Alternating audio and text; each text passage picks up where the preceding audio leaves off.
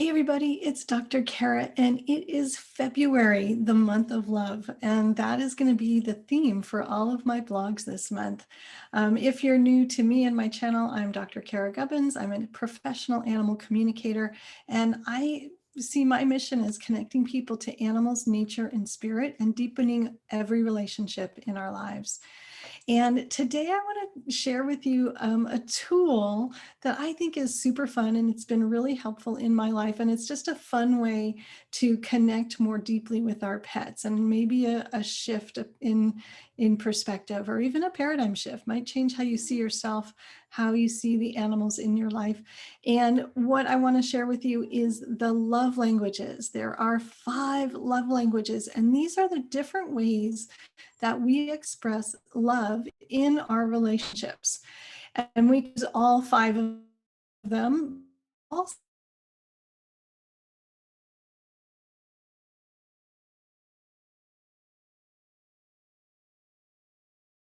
do that, use that language automatically to show our love to our loved ones. And it's the easiest way for us to perceive love coming towards us from somebody else. So we just recognize it easier, which can cause some problems in our human relationships, right? If we're not sharing the same love language.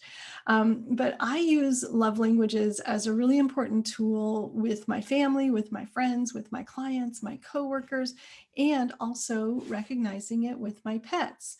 So let's talk first about the 5 different love languages. The first one is physical touch. And with our pets, this one's really easy to recognize when we're giving it or receiving it, because this is when we're petting, cuddling, somebody's on our lap, somebody's draped around our shoulders. We're just really expressing our love and affection through that physical touch. And that can be us petting our cats, our dogs, patting the horse, whatever it is. But it can also be our animals leaning against us, lying on top of us, getting in our laps, all those kinds of things. So physical touch is the first one. The second love language is acts of service. And this one is so great, because this is what we as pet lovers, animal lovers with pets in our families, we do this all the time. We take care of them. We provide a safe place for them to live. We feed them. We walk them. We give them whatever toys or stimulation or training or whatever. All of those are acts of service. And animals can express their love to us through acts of service. And think of service animals. That's an amazing act of love. Other animals will guard the house or guard our person, or keep danger at bay. So that's an act of service as well. So we can be using acts of service in a lot of ways. And once you're aware of it, you'll start to notice all the ways that you are expressing your love towards your animals by doing things for them. The third love language is giving and receiving gifts. So, many people have a cat who loves to bring them treats, dead animals or semi-alive birds or rats or mice or, other animals from out in the world. So that's one way that animals can bring us a gift and show their love for us. We also can show our love for them by giving them gifts, whether it's birthday gifts or treats or anything like that. Anytime we're giving some sort of gift, that can be an expression of our love. The fourth love language is quality time. And quality time is doing anything together that you both enjoy doing. So it can be playing, it can be hanging out, it can be sharing hobbies, doing fly ball, or any of those other games, agility, those kinds of things, riding your horse, barrel racing. Any of those things can be considered quality time. Anything also where you're working together towards a common goal, that would also be quality time. And then finally, the fifth love language is words of affirmation. And this can be something as simple as saying, good dog. It can be a lot of praise. It could be really actually sharing, I love you so much. You're so important to me.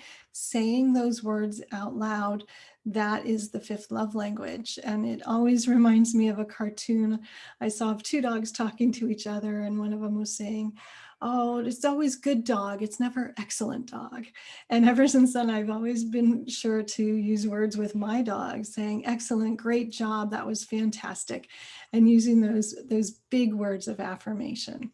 So those are the 5 love languages. And once you're aware of them, you'll start to notice how other people in your life express their love through their specific love language, what your preference is, your most natural way to give and receive love, and then the people and animals around you, what their love languages are. So for instance, in my family, my love language is quality time. I just love to hang out with everybody, and it could just be watching a movie together, having dinner, cooking, going for a walk, skiing. It could be anything, but I just love being and doing things with my loved ones. My daughter, Lexi, also has quality time as her top love language, and she also has physical touch. So that's a really important language for her.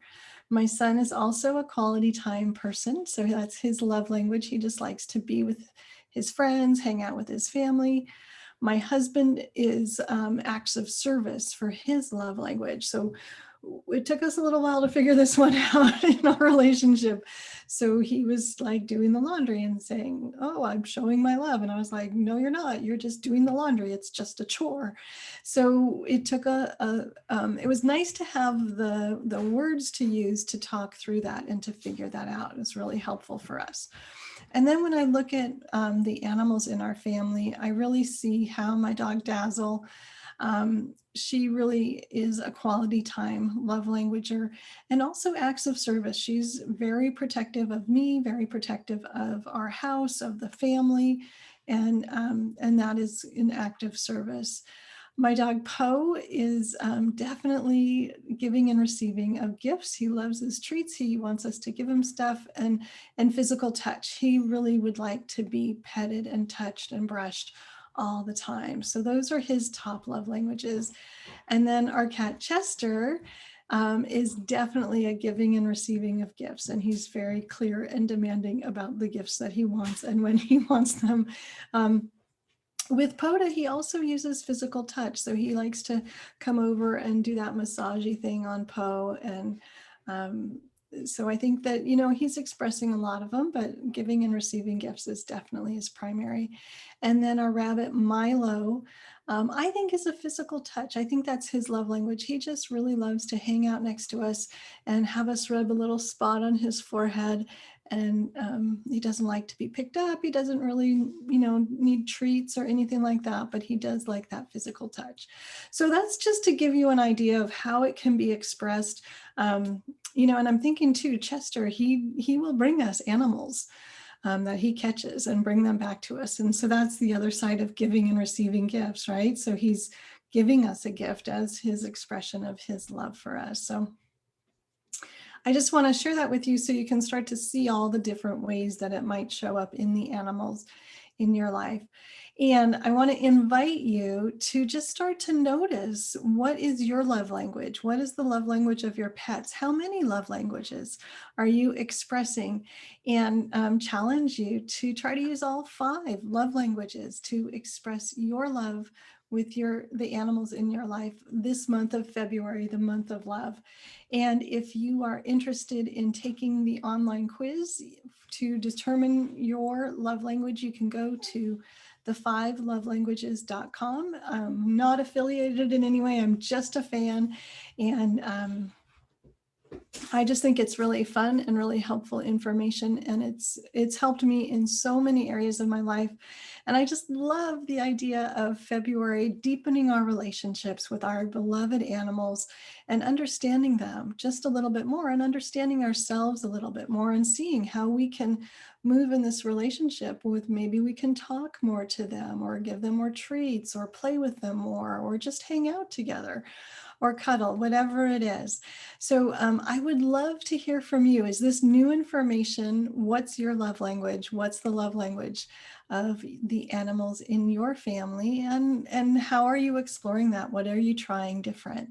So leave me a note in the comments and I will look forward to reading them and connecting with you there. In the meantime, have a great day. Enjoy February, the month of love, with all of your loved ones. Bye, everybody.